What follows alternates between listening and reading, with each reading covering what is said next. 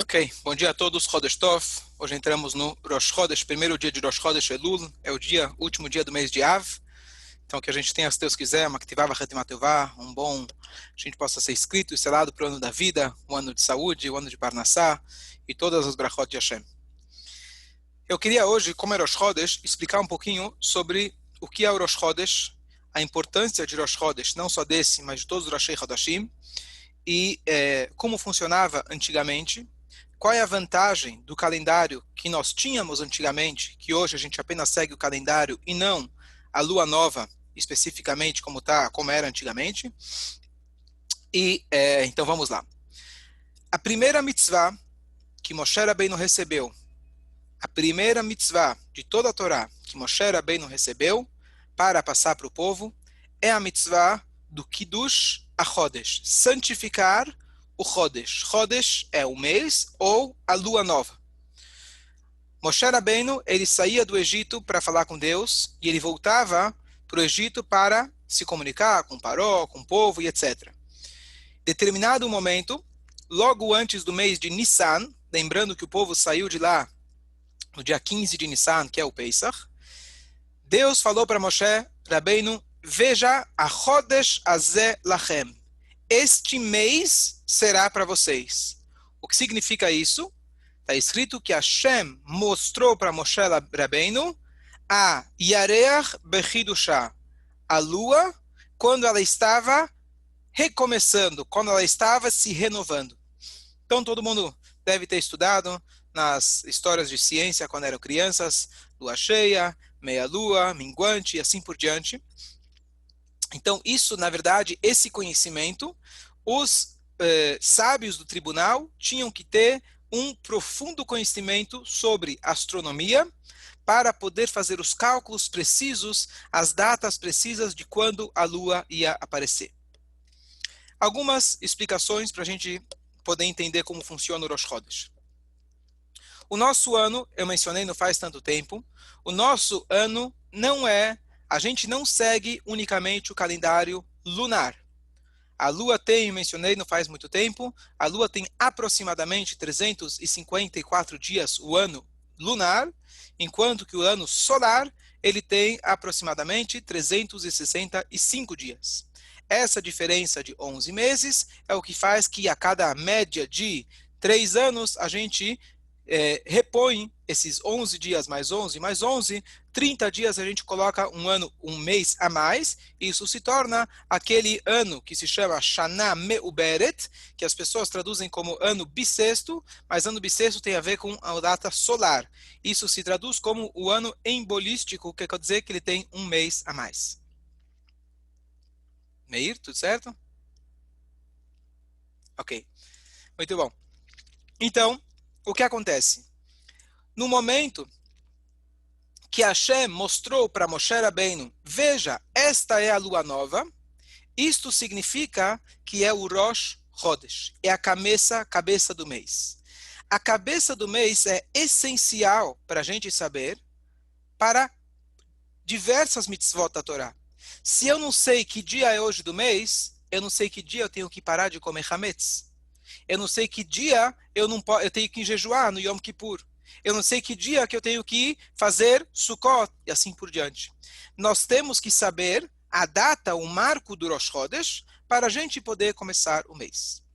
Como que era essa mitzvah? Então, a Torá descreve para a gente como deveria ser feito, a Mishnah traz para a gente que, na verdade, o tribunal, eles tinham todos os cálculos que nós temos hoje. Às vezes as pessoas pensam que antigamente eles dependiam de ver a lua, porque as pessoas não sabiam quando era o Rosh Chodesh.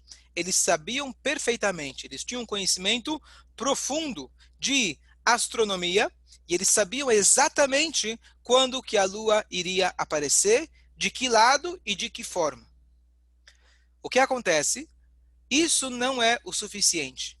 A Torá fala, como está descrito, este é o mês para você. Ou seja, precisavam ter testemunhas oculares que viram a lua nova, e eles então iriam até o tribunal, o Supremo Tribunal de Jerusalém, que ele, na verdade, ele só julgava causas nacionais, o Supremo Tribunal só julgava causas que iriam afetar o povo todo, definir que dia é hoje do mês, isso iria afetar com certeza todo o povo, para poder fixar que dias são as datas, as festas, etc. Então, eles tinham que se dirigir até Jerusalém, duas testemunhas, e lá eles eram questionados sobre todos os detalhes, o que eles viram, como eles viram, e o tribunal, uma vez que eles já tinham todo o conhecimento de que lado, de que forma, que altura a lua ia aparecer, eles iam então julgar separadamente, iam ouvir separadamente cada um das testemunhas, e aí eles iam saber se realmente, se comprovasse que esses dois falaram a verdade, etc., então eles faziam uma festa lá em Jerusalém, e aí eles declaravam que era Rosh Chodesh. O Rosh Chodesh, como o mês lunar, ele tem 29 dias e um pouco, já que ele tem, 29 dias e meio e mais um pouco, se fosse 29 dias e meio perfeitamente, a Torá não deixa a gente fazer um Rosh Chodesh, por exemplo, ao meio-dia. Vamos falar, agora apareceu a lua nova, então pronto, agora é o Rosh Chodesh. A Torá descreve para a gente que o mês tem que ser composto de dias completos. Então, como que eu posso fazer completo de algo que não é completo? Se são 29 dias e meio, como que eu vou fazer meses completos? Então, a solução é, se fosse exatamente 29 dias e meio, então, o primeiro mês, vamos dizer, eu tenho 29 dias e meio. Então, vamos dizer que eu comemoro o Rosh Chodesh, eu deixo passar 29 dias do mês, no 30º dia, não tem 30º dia. Esse 30º já é o dia primeiro do mês seguinte. O que acontece? Eu estou com meio dia de defasagem. Espero mais um mês. Passou agora mais 29 dias e mais meio dia. Esse meio se soma com o primeiro meio. Então, por isso, agora eu preciso acrescentar mais um dia. O mês passado ele tinha 29 dias, mas eu me adiantei o Rosh Chodesh. Eu fiz o Rosh Chodesh um pouquinho antes. Agora, esse mês, eu tiro o atraso de ambos, colocando um dia a mais, meio-dia mais meio-dia. Agora eu já estou praticamente já equilibrado. E dessa forma, se fosse precisamente meio-dia, funcionaria um mês de 30 dias, um mês de 29, um mês de 30, um mês de 29. Quando eu tenho um mês de 30 dias, o 30º dia já se chama o primeiro dia do Rosh Chodesh, mas o primeiro dia do mês seguinte é o segundo dia de Rosh Chodesh. Então hoje, por exemplo, muita gente me perguntou e etc. Quando que toca o shofar? A gente fala que shofar você começa no mês de Elul. Só que hoje é o Rosh Chodesh Elul, mas hoje é o 30º dia do mês de Av. Então só amanhã que a gente vai começar a tocar o shofar. Já o Salmo 27, depende do costume, falei ontem à noite, de que de acordo com o costume Ashkenazi geral, se começa a partir de amanhã, de acordo com o costume Chabad, se começa a partir de hoje, e o Meir ficou de pesquisar para a gente qual que é o costume marroquino. Já tem?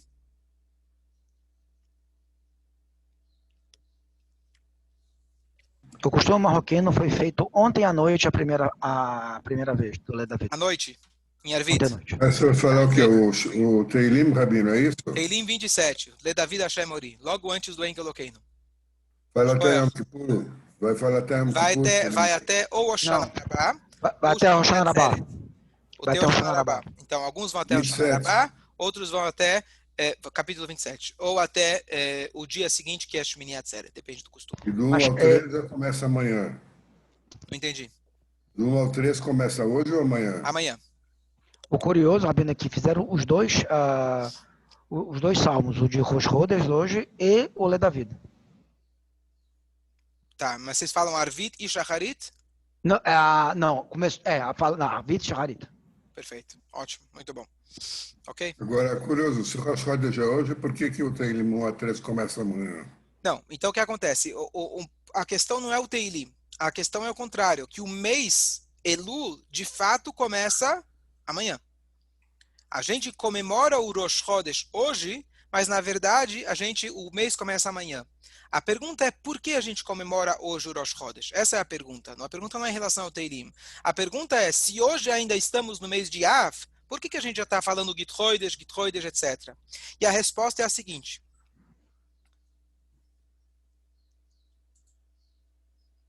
quando chegava o 30º dia do mês, os sábios eles ficavam aguardando as testemunhas para ver se eles iam chegar e dizer, vimos a lua nova.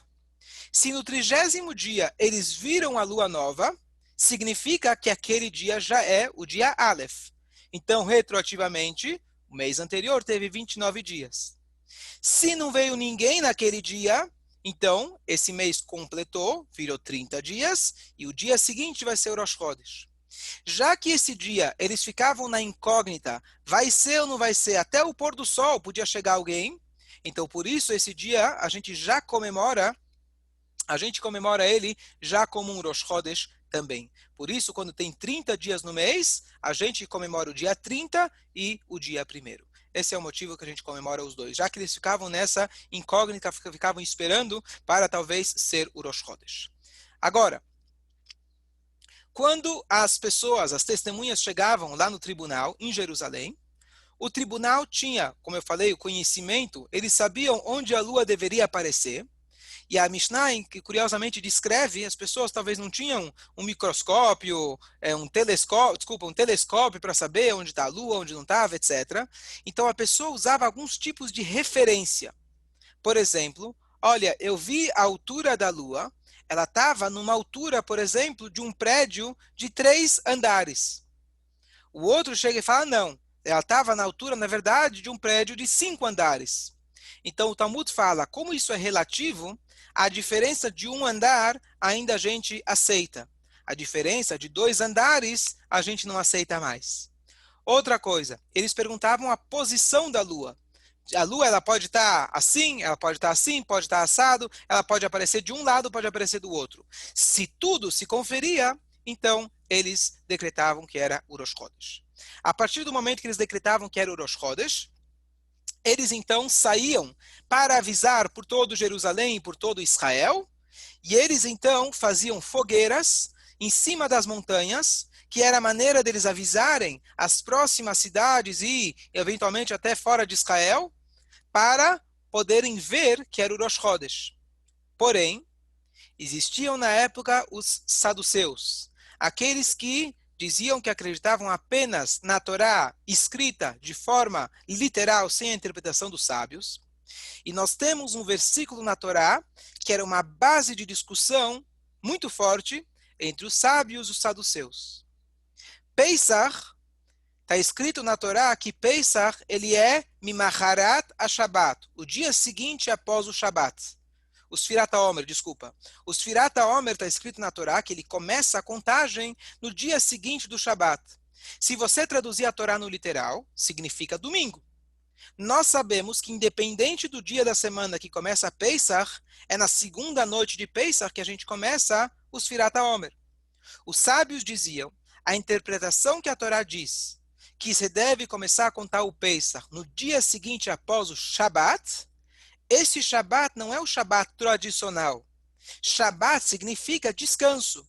O primeiro dia de Pesach também é um dia de descanso. E é sobre isso que a Torá disse que a gente começa a contar o Pesach. Já os saduceus, eles não acreditavam nessa interpretação. Então o que eles faziam? Eles já calculavam ao longo dos meses anteriores a Nissan, o mês de Pesach, para que eles confundissem as pessoas quando foi o Rosh Chodesh, para fazer que o primeiro dia de Pesach caísse no sábado, no sexta-noite sábado, para que o Sfirat HaOmer fosse literalmente como está descrito na Torá. E eles então começaram a fazer alarmes falsos. E eles acendiam fogueiras em cima das montanhas no dia que eles decidiram que era Rosh Chodesh, sem autorização do tribunal. Então, a partir daí, diz a Mishnah, que então esse método de avisar através dessas fogueiras foi abolido. Então, o tribunal mandava pessoas de confiança para poder avisar as pessoas. Já que quem morava fora de Israel, normalmente não dava tempo dessas testemunhas, desses enviados, mensageiros do tribunal chegarem. Daí que nós temos que fora de Israel sempre é comemorado 2 dias de Yom Tov. Em Israel eles têm apenas um Seder. Nós fazemos 2. Em Israel eles têm 2 dias, um dia de Yom Tov no início, um dia de Yom Tov no final de Pesach e de de Sukkot. Eles têm 7 dias de Pesach, nós temos 8, e assim por diante. Por que isso? Porque, na verdade, já que demorava demorava tempo até eles chegarem fora de Israel, então às vezes você não sabia se esse mês ele já começou ou ele vai começar amanhã, por exemplo. Então, por causa da dúvida, foi estipulado que se fizessem 2 Yamim Tovim fora de Israel. Hoje em dia, mesmo que nós seguimos o calendário, isso foi estipulado pelos sábios, esse decreto permanece até os dias de hoje. Agora, tem uma explicação lindíssima de um sábio de 2 séculos atrás, o Rabino Shamshon Raphael Hirsch. Ele é um sábio alemão, e ele, na verdade, ele tinha uma visão, digamos assim, mais atualizada, moderna, etc., de como explicar a Torá. Ele é um rabino aceito, um rabino respeitado, mas a visão dele era sempre uma explicação mais, como ele viveu na Alemanha, etc., intelectual. E ele falou o seguinte: que história é essa? Estou falando as minhas palavras. Que história é essa que nós contamos a partir da lua? Toda a ideia do judaísmo é a gente não seguir os astros, a gente não fazer idolatria. O judaísmo começou por Avraham Avinu, que ele foi o primeiro monoteísta, onde ele refutou toda essa ideia que a lua tem força, que o sol tem força e assim por diante. Que história é essa de que Hashem ele estabelece que o nosso mês está ligado com a lua? Agora, outra pergunta que ele não traz, mas muitas pessoas têm essa dificuldade. Quando chega Kiddush Levaná, nós, a partir do 6º, 7º dia do mês, a gente consegue ver a lua e a gente a gente agradece a Hashem pela lua, fazendo uma brachá especial, à noite, normalmente sábado à noite, mas pode ser qualquer outro dia. A gente agradece a Hashem entre o 6º ou 7º dia até o 15º dia do mês, aproximadamente. E as pessoas falam, bom, eu não vou sair lá fora para rezar para a lua, isso é idolatria. Deus nos livre. Então, a explicação dele é lindíssima. E aqui vai explicar um conceito que é muito difícil das pessoas entenderem se não fosse essa explicação. Eu falei no início de que os sábios eles já tinham o cálculo. Eles sabiam precisamente quando seria a lua nova. Então a pergunta é, para que você precisa dessas testemunhas? Testemunha você depende do cara vir, dele contar, dele ver direito. A testemunha precisava, se fosse o caso, até transgredir o próprio Shabat, para ele poder chegar a tempo. Se precisasse pegar o carro, carroça, cavalo, para poder chegar em Jerusalém, ele transgrediu o próprio Shabat. Mesmo que você viu com mais 300 pessoas, todos transgrediam, vai que vai que nenhuma delas vai se confirmar a testemunha delas, talvez só a sua, todos transgrediam. Quando eles chegavam lá, o tribunal recebia eles, dava comida, bebida, para incentivar o povo para continuarem vindo. Quando tinham vários testemunhas, e os primeiros, digamos, já tinham sido aprovados, o tribunal não contava para ninguém. Eles deixavam todo mundo entrar, para dar aquele sentimento que você também fez parte. Aí você não sabe se foi a tua testemunha ou de outra pessoa que validou o Rosh Chodesh. E assim você incentiva também as pessoas. Caso contrário, todo mundo vai um monte de vezes, depois falam, bom, eu falei e nem precisaram de mim, então mês que vem ninguém vai vir. Então era todo um processo que eles faziam para poder ouvir do tribunal, porque assim a Torá manda. Diz o Rabino Shamshon Raphael Hirsch, ele faz a seguinte explicação. A ideia de contar através da lua é justamente o contrário da idolatria. Por quê? Porque a gente hoje pensa, falamos, não, hoje temos o calendário, somos mais sofisticados e modernos. Pronto, eu não preciso ficar dependendo de uma coisa que seja vulnerável, depende de pessoas, etc. Muito pelo contrário. O calendário fixo nosso hoje é uma pena, na verdade, uma falha, uma falta, uma das grandes faltas que nós temos por causa do Galut. Por quê? A ideia que Deus falou é o seguinte, não é a lua nova que define o Rosh Chodesh. Tanto é, os sábios tinham o cálculo, eles poderiam saber que hoje é a lua nova, mas se não veio testemunha nenhuma, ou as testemunhas não foram aprovadas, o Rosh Chodesh vai ser adiado para o dia seguinte. Mas peraí, como que vai ser para o dia seguinte se eu fiz o cálculo astronômico de que hoje teve a lua nova? É justamente isso que a Torá fala para a gente. Não é a lua nova por si que define.